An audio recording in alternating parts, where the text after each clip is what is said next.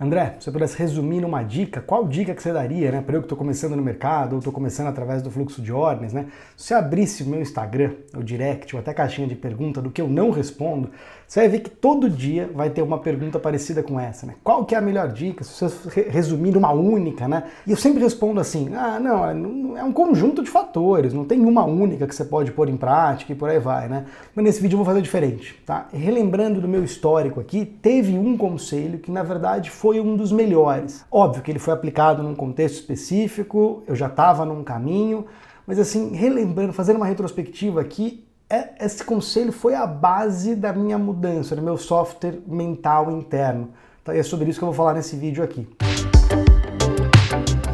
Então, vamos lá, eu sou o André Hanna, nesse canal aqui eu falo de trade, falo de investimentos, esse vídeo aqui é puramente de trading, né?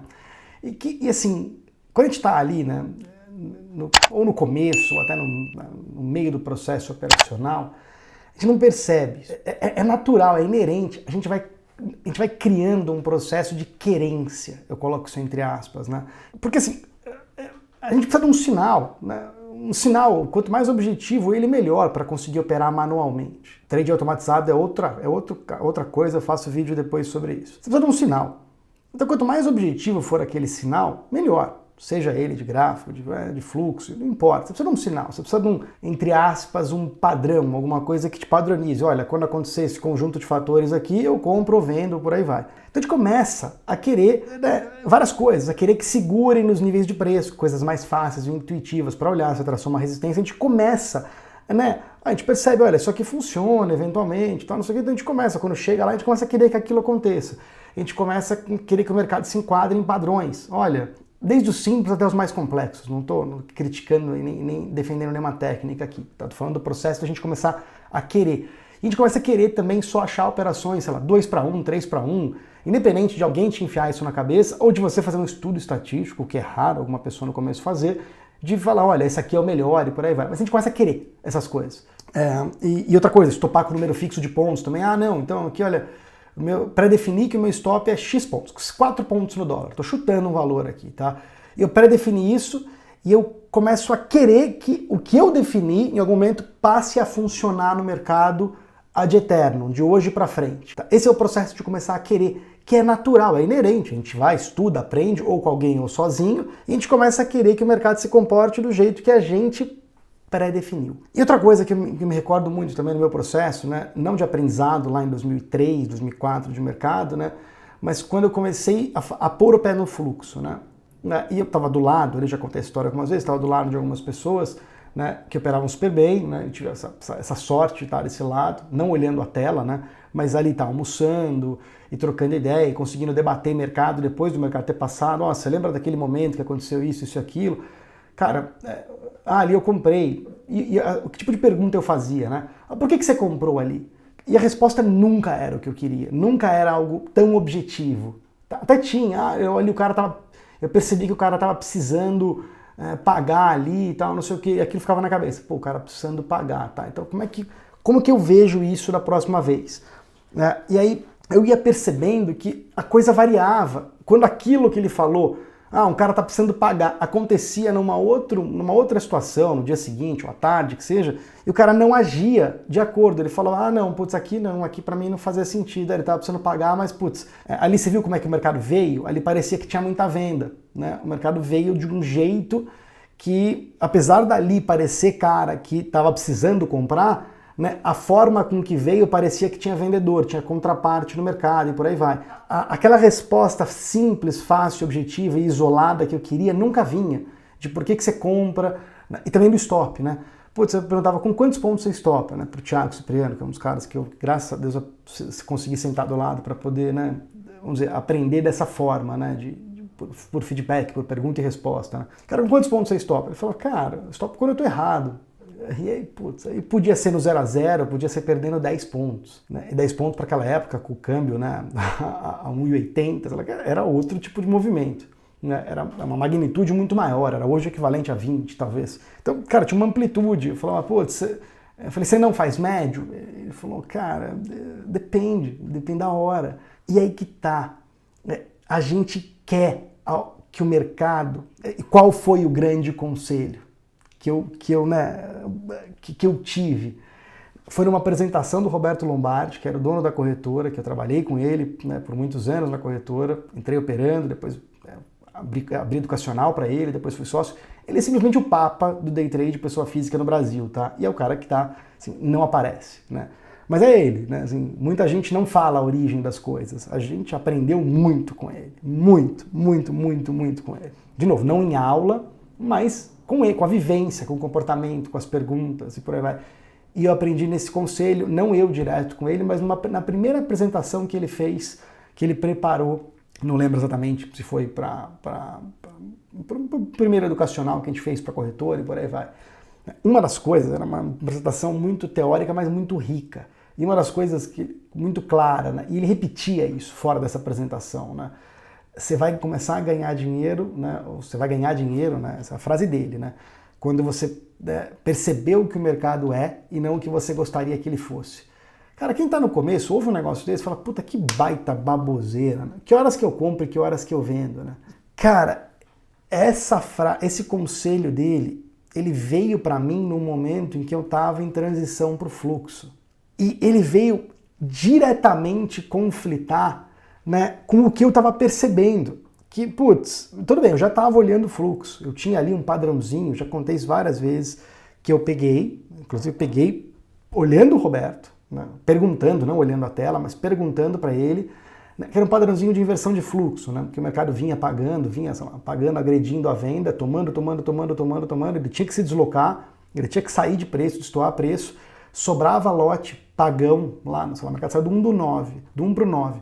No 9 sobrava lote pagão, geralmente tinha que sobrar um lote grande, até maior do que o que vinham agredindo nos níveis de preço para baixo, e vinha alguém, interrompia essa sequência de agressões de compra e batia e vendia. E tem uma lógica operacional para isso. Tá? Para que um vendedor interrompeu uma sequência de agressões de alta clara, sendo que esse cara mostrou que tinha lote para comprar? Por que um vendedor foi lá e interrompeu agredindo na venda? É porque esse cara tem mais lote para vender e ele se aproveitou do movimento. Tem uma lógica operacional por trás desse trade. E esse trade, quando eu comecei ali, ele encaixou para mim como um setup. E, ele funcionou 3 meses, cara, dava 20 operações por dia perfeitas. E mais ou menos tinha um padrãozinho ali, o mercado tinha que subir no mínimo, o movimento prévio, subir ou cair. Ele tinha que ter no mínimo, na minha cabeça, né, de 3 a 4 pontos, porque tinha que deslocar preço. 3, 4 pontos naquela época estava bastante, com o dólar a 1 e pouco. Pelo menos 4 pontos de deslocamento prévio. Tinha que sobrar pelo menos 250 a 300 lotes pagão ou vendedor no último nível de preço para vir uma agressão de pelo menos metade da fila. Na minha cabeça era mais ou menos isso. Cara, simplesmente depois de 3 meses isso parou. Parou. Não é que parou a inversão de fluxo. Parou de se desdobrar dessa forma que eu pus na minha cabeça. Que tinha que ter 4 pontos de movimento prévio, que tinha que sobrar X lotes pagão, né, na máxima ou na mínima, e que a agressão tinha que ser pelo menos metade da fila para aquilo acontecer. Eu estou resumindo aqui, né? Eu não estou querendo falar sobre lógica operacional nesse vídeo. Estou querendo falar sobre o processo de mudança do software mental que essa frase dele me gerou. E, cara, ele parou. Não parou de funcionar a inversão de fluxo. Parou naquele padrão. O movimento prévio mudou. A interrupção de fluxo do cara mudou e começou a sobrar menos lote, comprador ou vendedor. Resumindo, né? Aquela mesma oportunidade gerada por o que eu chamava de inversão de fluxo na época, ela continuou existindo de uma outra forma. O mercado se desdobrou de uma outra forma. Por quê? Aí a microestrutura de mercado. Porque, os players mudaram naquele momento, de maneira conjuntural, não estrutural. Naquele momento não foi uma mudança de estrutura, o mercado mudou. Não. Mudou conjunturalmente. Naquele momento, o comprador estava agindo de um jeito diferente do que 3 meses atrás.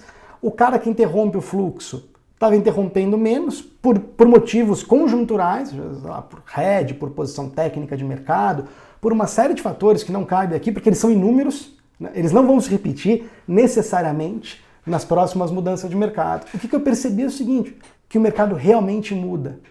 E não é que muda necessariamente a oportunidade. O estilão da oportunidade gerada por fluxo, que era o que eu estava aprendendo, ela não muda na essência. Né? Eu menciono isso naquele curso gratuito que eu fiz para a Anelógica, de microestrutura e macrofinanças, as 4 oportunidades.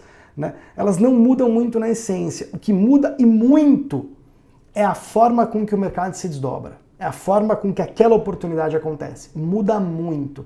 Então se você setapiza demais, pré-define demais, como se você quisesse quantificar ou algoritmizar, por isso que é difícil algoritmizar a variável de fluxo, como uma pessoa física normal. Porque, cara, o mercado vai mudando, aquele padrãozinho que você pré-definiu e que você achou como uma verdade, que você fica querendo que o mercado repita aquilo para, né? E o que fica é a raiz, é a essência da oportunidade, que é, putz, o mercado tirou o mercado de preço, né? Quando o mercado subiu num processo de price discovery, de alta ou de baixa, ele saiu de preço, ele saiu do preço do equilíbrio, ele exagerou, né? Esse exagero pode dar uma inversão, pode dar uma exaustão, pode dar uma absorção, pode dar uma parada. A forma com que aquela oportunidade vai se desdobrar pode ser outra. E aquela frase, não vou dizer que ela fez um estalo e ela mudou do dia para a noite o resultado? Óbvio que não. O que mudou foi o meu software mental. Porque eu parei, se eu não tivesse mudado isso, essa forma de pensar, quando a inversão de fluxo parou de dar certo, eu faria que nem eu fiz nos meus últimos anos de gráfico. Procuraria um outro setup, um outro setup, um outro setup, um outro setup, um outro setup. Ficava no nível raso da coisa. Pô, parou de funcionar, eu não entendo que parou de funcionar, eu vou fazer um estudo, um backtest, alguma coisa, ou aprender alguma coisa que teria funcionado naquele período em que o que eu olhei não funcionou. E ficar pulando de setup em setup. A grande mudança desse software mental é, putz, cara, eu preciso ler mercado, eu preciso ler o que o mercado está dando para mim, no timing dele. E se ele está dando oportunidade para mim dentro da categoria que eu pré-defini de oportunidades, que pode estar certo ou errado. Mas eu preciso ler ele, o que o mercado me diz, e não o que o setup que eu pré-defini na minha cabeça, se ele está capaz ou não de capturar aquilo lá. É uma mudança muito profunda, né? Muito profunda do que você busca. E aí que tá. Para algumas pessoas, eu tive esse insight quando eu estava já com alguns meses de leitura de fluxo afiado e alguns anos de mercado já nas costas. Talvez esse tipo de conselho para quem está no começo e está ainda olhando variáveis muito simples, né? Eu chamo isso de qual óculos você usa para ler mercado. Né? Eu sempre usei o fluxo, sempre não, né? Depois de um tempo usei o fluxo no intraday para ler mercado. Porque eu acho que você consegue de fato ler mercado usando o fluxo. Não necessariamente você precisa operar por fluxo. Mas a leitura de fluxo te dá sensibilidade de mercado.